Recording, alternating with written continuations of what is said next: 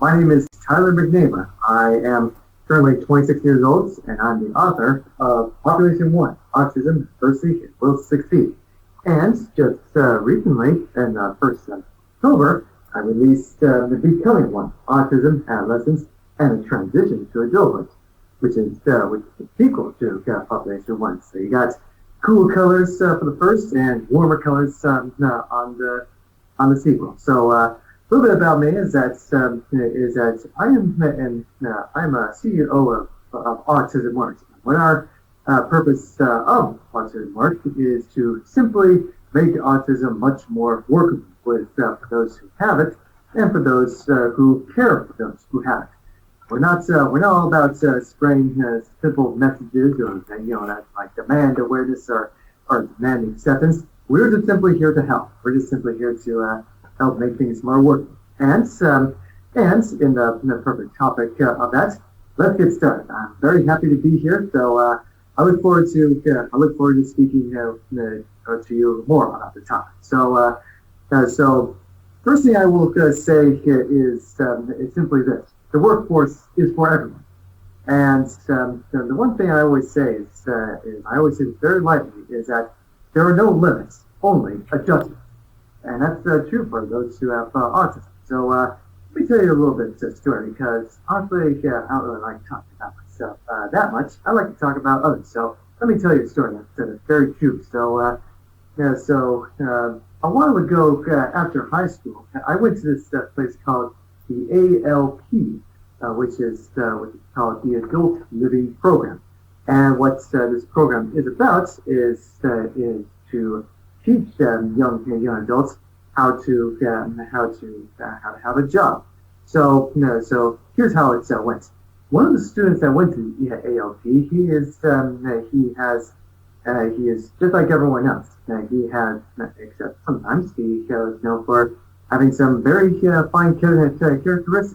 Like, for example, he would walk a little slower, he would wear a helmet, and sometimes the poor fellow would have seizures every so often too. It's, let's say that he needs some extra help here and there.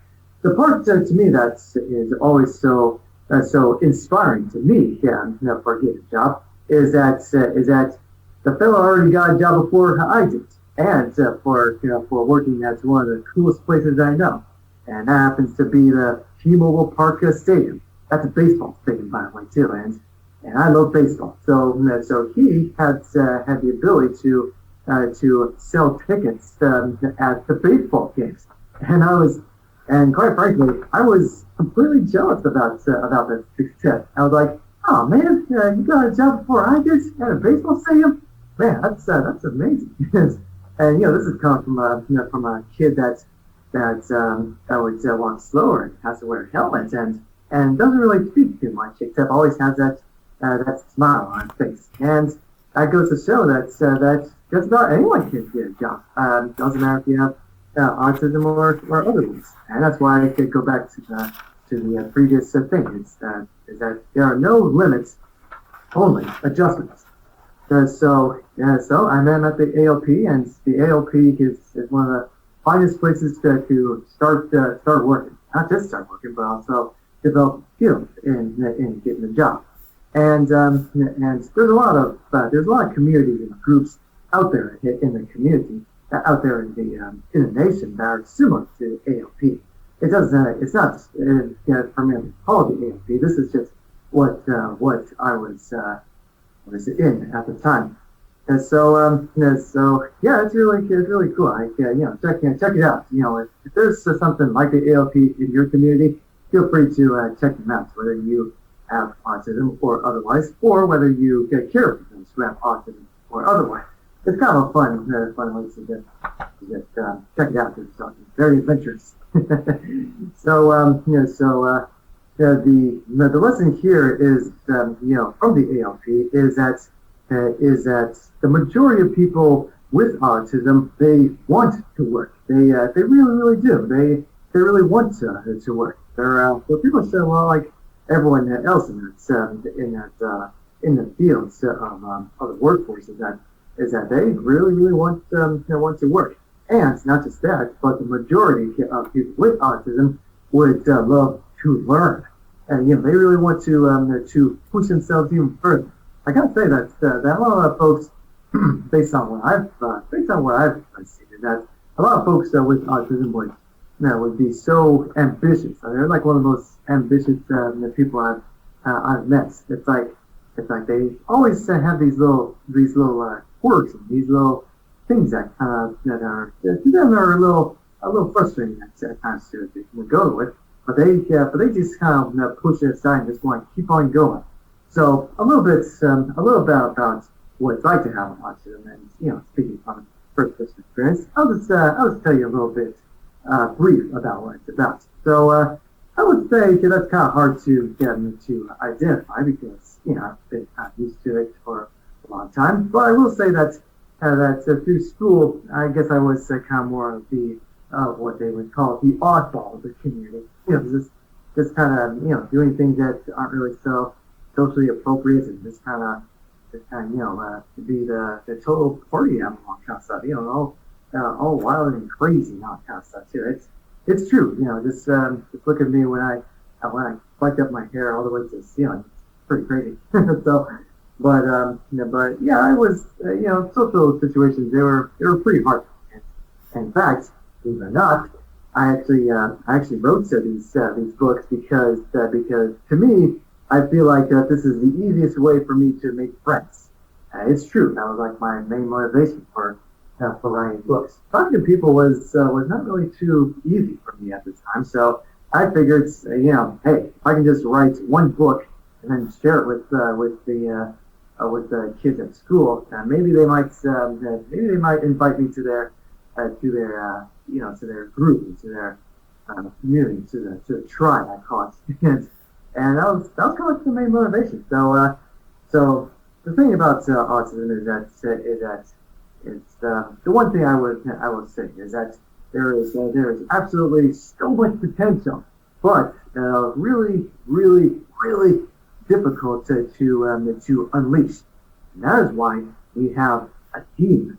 You see, if I were to go through this journey of having autism and through all the way to high school and so on, without a team, I would not be here in the States talking with you. That's why we develop a team of parents, family members, teachers, physicians, and therapists, and also, which is one of my favorite parts, is also the classmates. They are also part of the team too, able to support one another. And the thing about a team is that you are also part of the team. You gotta for those who have autism, I just wanted to take this in mind. This is really important. So for those who have autism, being a part of the team means you are part of the team too, and they want to help you, so you have to accept the help.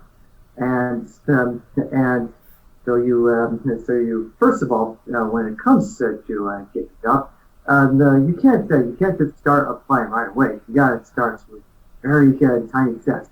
One thing I've always encouraged for those who have autism is that before you start working, you gotta practice on accepting help. Not just that, also accepting, asking for help. So practice on asking for help, and then practice on accepting help. Once you practice those two things, then you'll be able to apply for the workforce. Because that's what that fellow from ALP did. He accepted the help, and he's out there selling tickets during his first job. So he was able to accept the help, and also you don't really have to say much to ask for help, but sometimes you kind of know here and there. So ask for help and accept the help. That's how you'll be able to succeed. And that's what I did. I chose to do that as well. So a common trait on autism is that social skills can be extremely difficult. You gotta, but think of it this way. In the part of the brain, the social part is quite a little bit on the smaller side. But then everything else becomes a much bigger, much bigger and broader than even they could say too sometimes. Like for example, I know a few fellows that are extremely talented in art, so they would become a good artist. I've even seen folks that actually do commissions, and they do pretty well at that job as well. So even though they're not too good at social skills, they can be extremely good talented on just about anything else that they can put their minds into. So training the social skills to everything else. So solution to that is, I would say, is that most jobs do not require a lot of social skills. Whatever they enjoy doing, there is absolute big potential for incredible work being done on the way. Some examples include computer animation, construction work, and even being a mechanic.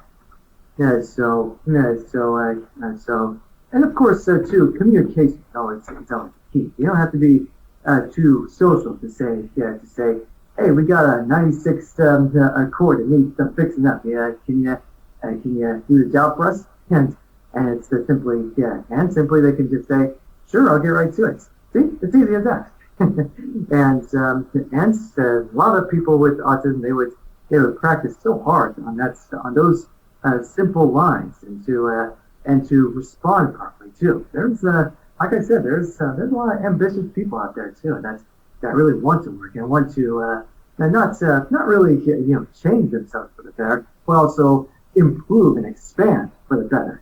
If you look at it that way. So next thing I want to say is learn the craft, then get to work. So learn the craft, then get to work. There are three things that are pretty important. I would think of when it comes to a job: is instructions, tools, and examples. So instructions mean what's supposed to be done. You give them the tools so that that's possible. And then you show by example on how certain things can be accomplished. And here, the one thing I will say and then also the fourth part is also work, and even the fifth part is finish the job. The little secret is that workers with autism would not want to leave until they finish the job, and especially with a lot of people with autism, they're really detail oriented. They really want to find the tiniest of details, and they would not leave until they finish the job. That's how much they really want to work and really want to get going, then finish the job. In fact, this is great because I'm glad I get to speak with you on this topic, because last weekend I was at a friend's house, and for 20 years he would like to, because he's a surgeon, and he really likes to do that kind of stuff, and for the last 20 years his secret hobby is woodwork. And so what he did was he took me to the shop and said, hey, we're going to make this formula, and you're going to put this formula on this wood. And this is the part that makes the wood all nice and brown and shiny. And so what he did was he told me what's going on, instructions. He gave me the tools, which is like the scraping tool that you use to place formula. Then he showed by example, where he showed what he's doing. And then we worked on that wood together, like getting to work, number 4. And finally, number 5 is finish the job. Yeah, after doing the layers together and waiting for an hour, he put me in charge of doing another formula again. But this time he let me do it all by myself. And I would not leave the shop until it was finished. Even if the second coat took me about 10 minutes, I still wouldn't leave until the job was finished. I wanted it to be just perfect for that wood. He's making a table for a good friend, so I don't want to let him and his friend down. So the lesson here is to have this takeaway is workers have already shown that they're good workers because of the mentality of finishing the job.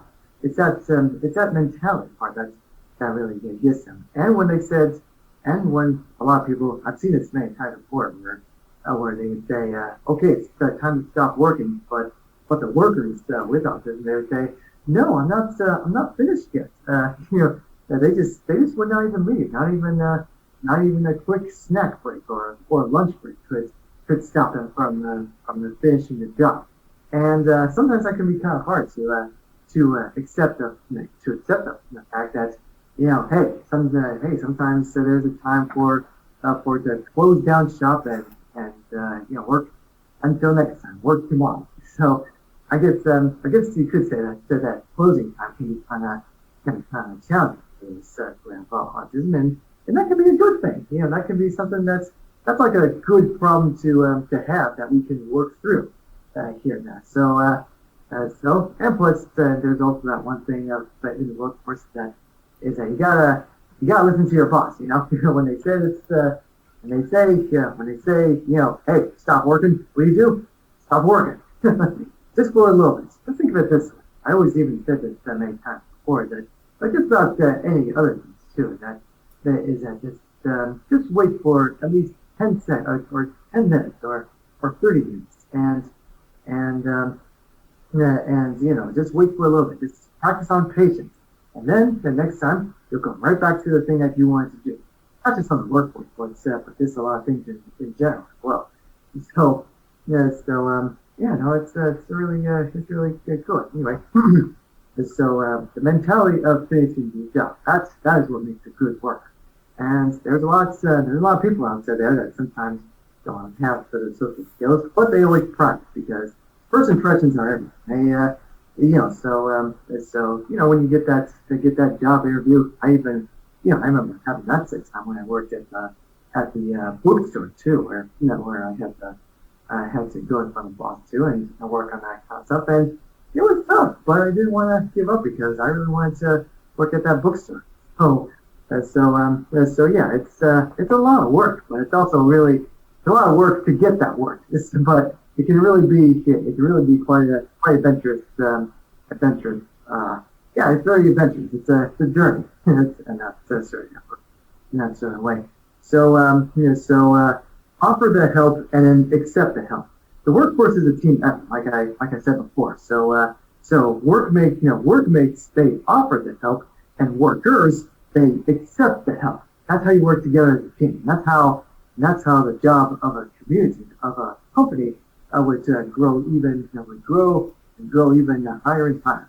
Is by workmates offering and workers accepting.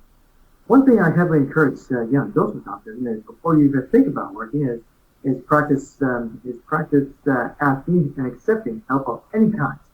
And it can start very small, from parents to teachers, therapists, and even friends. And once you know that, you'll do well with your workmates as well. So in closing, I will say that there are no autism workers or autistic workers, and there aren't even workers with the autism. Every one of those men and women are simply just workers. So from all of us in Autism Works, the one thing I will say is simply it's time to begin. Let's get to work.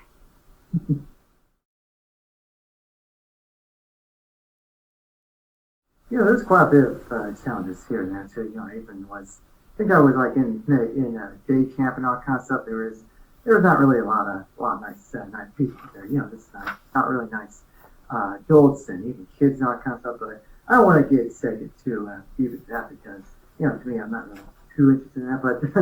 But I don't want to go on and on about that kind of stuff. But just socially it was kind of challenging, and just just had to feel like I had to be the one man army, the one that tries to survive in a society that kind of can be a little difficult, but it's I don't let it get down to things. I just that's one thing. The other thing was that school was kind of more of a survival kind of thing too. Though there were some pretty good moments out there too, where our classmates that are offering to help, and I honestly have chose to not accept the help too, and that was one of the biggest mistakes I've kind of made. There were times where I did accept the help too, but other times where I didn't, I should not have done that. I'm not perfect, that's the challenges to me. I feel like most of them were more done for me. I'm just still trying to figure things out as I go along on constantly because when you feel like you're all alone by yourself, it can be kind of hard to see what to do and what not to do and all that kind of thing. So to me, I would say that's kind of like the hardest part for me too. Is trying to figure it out all on your own.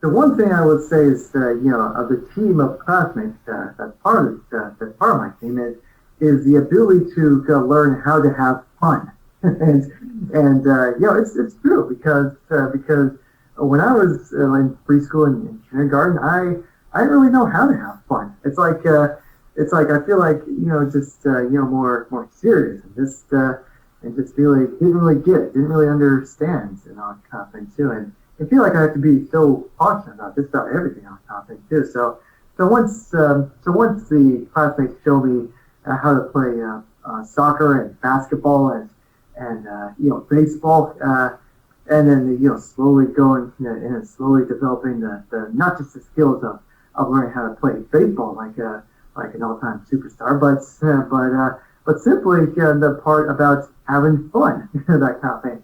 It went from being serious to being competitive, to being competitive, and then simply having fun. That's it's like those little sort of three steps. So the part where they showed me how to play and how to simply enjoy a game and have fun. That part to me was like one of the biggest assets that they give me, and I will never forget it.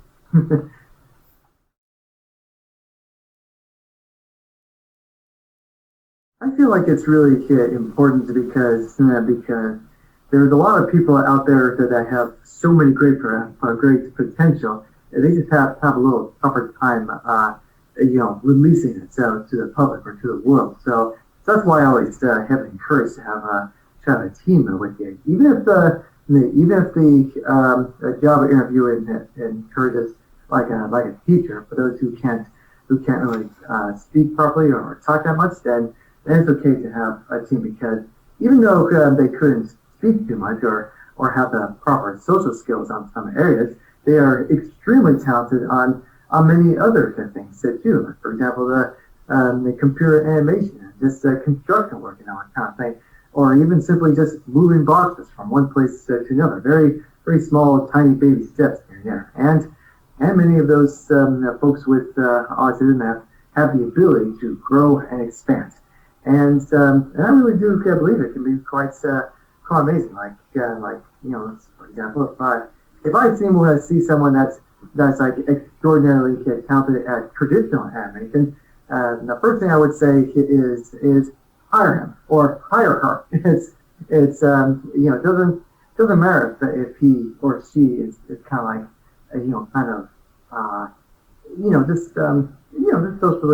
this socially well, let's just say that the social cues that are a little off the place, but no, but I always say this very lightly is that I'm not going to hire you for diversity. I'm going to hire you for the talent, and that's what it basically boils down to. That's why I truly believe.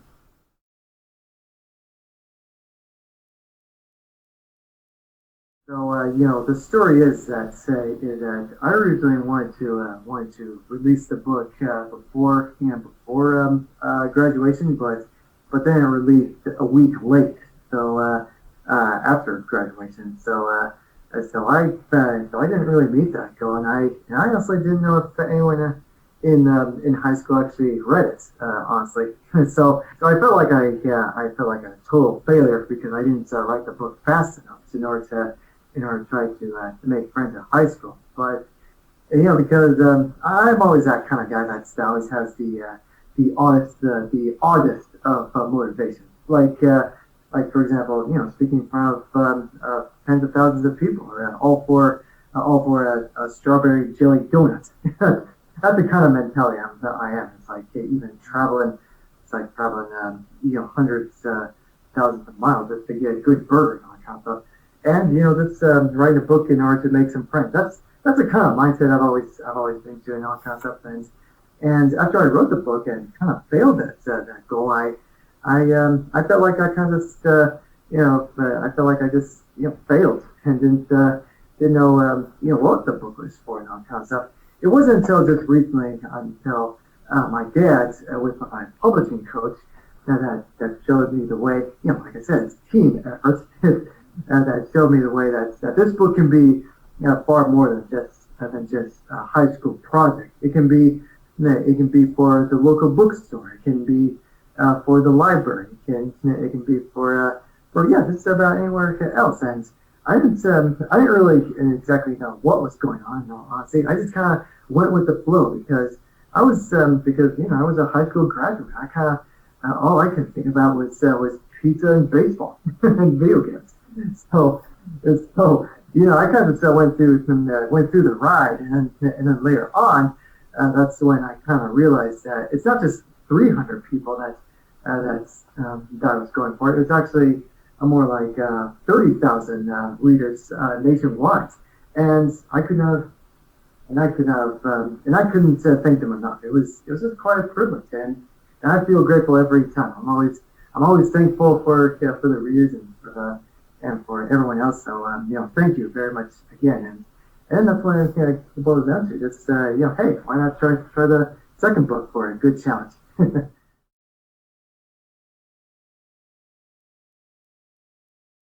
There's a lot of ways of trying to get the message out there, and without the use of verbal communication.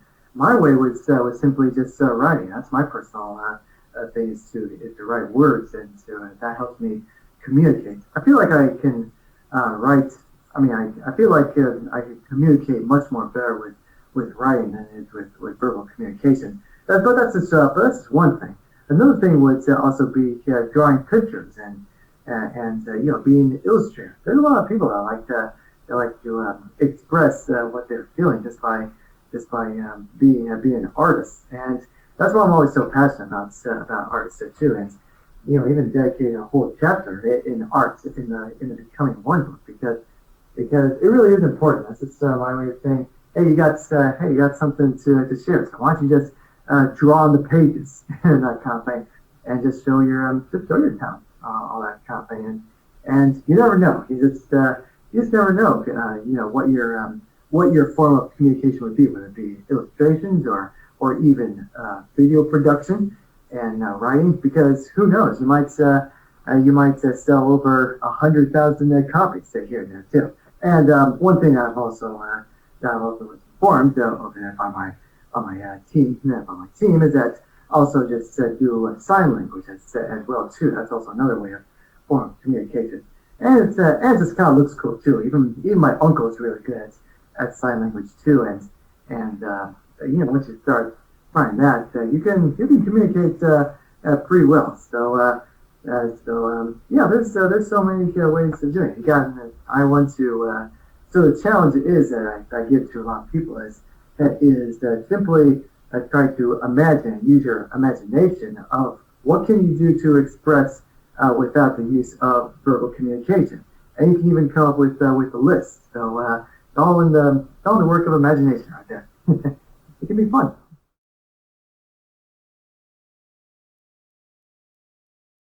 What I would say is that I don't personally, for me, I know everyone is so different, but personally, I don't really fully believe in autism awareness.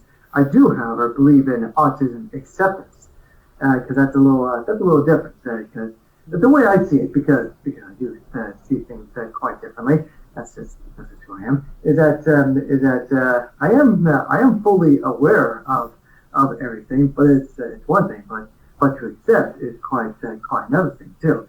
And like I always say, is that the people who have autism, they play the part too. Through experience, there are people with autism that choose not to accept the help and choose to be kind of not just not not good. So through high school, that's not sometimes. But there's a lot of people that have that. So once you find those who truly want to be good workers and good people in general, and then they have the ability to do some pretty amazing things through the acceptance area too. So it's there. I know there is. It just takes them time, effort, patience, and a whole lot of teamwork. And so that's what I can say too. And if they need some help, and if they're calling for help, there's always someone that's there to answer and to show them a way, show them some guidance. And I will say that the workforce is full of guidance if you think about it that way.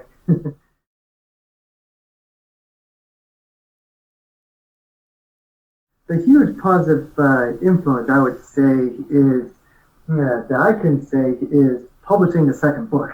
This was not a high school project. This was a passion project.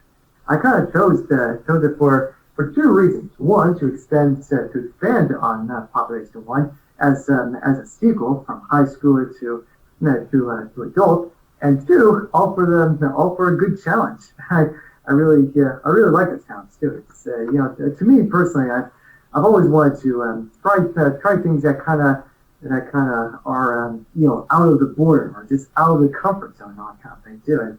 And to me that feels really good. For a positive impact, to just do something and then get it accomplished. And to me that just feels really nice. And the positive impact I would say is simply getting to know people, getting to know my team, getting to know new friends along the way. It's an adventure. I don't really think too much about that destination. In fact, even when I finished becoming one, the first emotion I felt was just sadness. The reason why is because I just wanted to keep on going, but eventually there's just a time to stop, and I found the time to stop, and it was sad to let it go, but at the same time, just happy that it's finally done. I would say the positive impact is getting to get out of the comfort zone and get to know the team, get to know some new friends along the way, and simply just traveling too with my dad or my mom and some new friends along the way. It's really fun. It's a fun it's fun. I love adventure. I love the journey.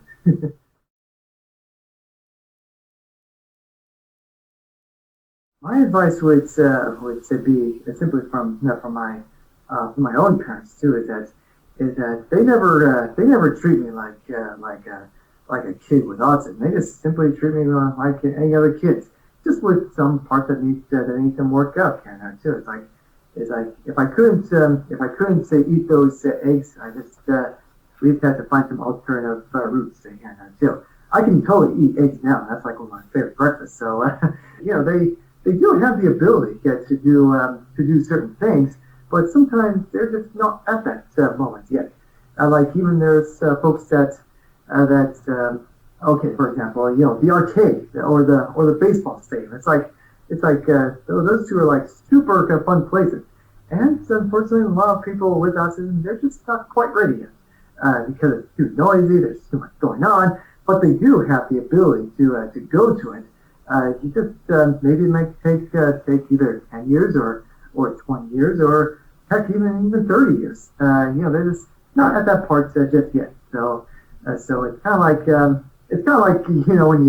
when you play a video game, you just have to level up, as they say, until you get to that certain level until you beat the dragon. So that's one thing I would say is that the majority of people with autism, they have the ability to do a lot of different things, but it takes a lot of guidance and a truckload of patience. That's what I can say. And finally, is simply just saying, hang in there, because we're all doing all this together. Even to people with autism, they would most likely feel the same way as their parents do too. It can be exhausting, and we're just reminded that that's a team effort, and we just gotta keep trucking, keep going till you make it to the destination, or just simply enjoy the adventure.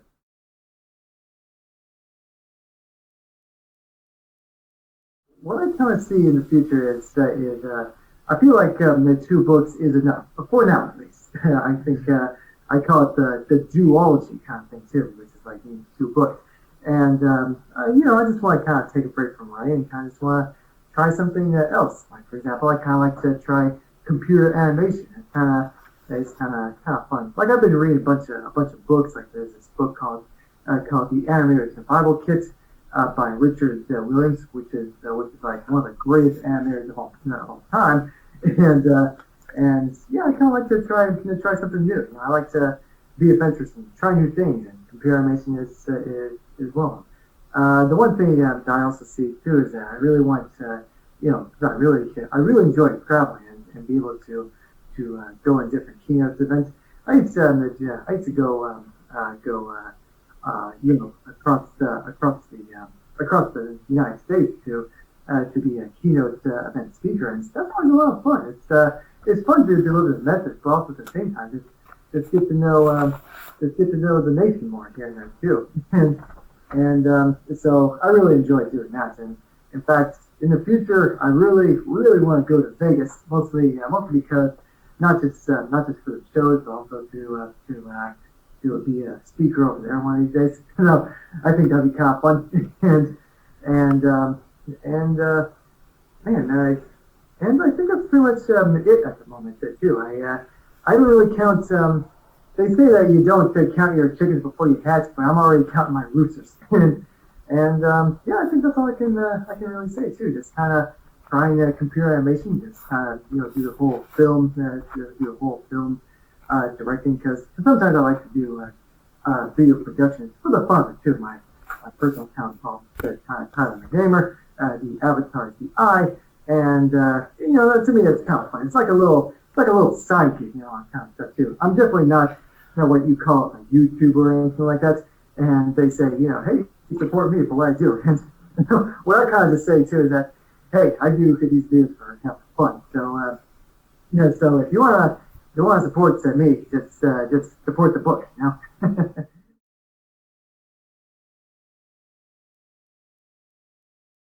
will say that it's important to understand where the person is coming from, but we do not want to. What our goal is to not treat them as such. It's like you know who this person is and what they are and all that kind of stuff. But we don't want to. We try not to go to the point where we want to treat them any different on kind of stuff too. And the biggest red flag I can think of is someone who says, "Look, I know you have autism, but that's a major red flag right there too." We try not to do that. We simply say, "Hey, we want you to give this a try," kind of thing too. So they will have the ability to communicate, saying, "Shoot, I'm sorry, I can't. I'm afraid I can't do that," or "Hey, I can totally do that." Just simply you can just kind of identify them just simply as workers, just simply as someone who's just different. Because let's face it, everyone here is different. It's a wide diverse group what we have right here at Autismworks. So I always say, I don't hire people or we don't hire people for the sake of diversity. We just hire you for the talent, and simply we just call people the talent.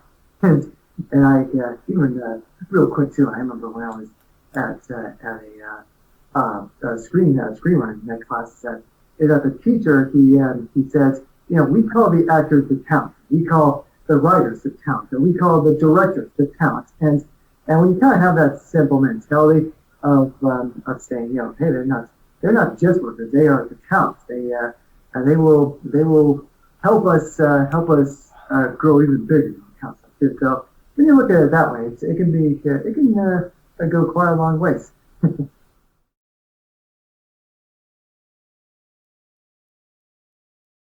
My favorite team is the Mariners. It's I'm from Seattle, and that's our team. Is the Mariners. We haven't really done so well this season. We have a bummer. Still kind of mad about it, but yeah, I still kind of like watching the Mariners. One of these days I have high hopes that the first thing I do when we throw a mask up in the air, like a high school graduation, is simply going to the Mariners game. That's the one thing I'm looking forward to. So many things next to seeing family friends is to go watch the Mariners and that's the Mariners and also the minor leagues too. We also have the Rays, which is from Tacoma. We watch that quite too, so the Rays of the minors, and then the Mariners of the majors. So those are my two favorite teams.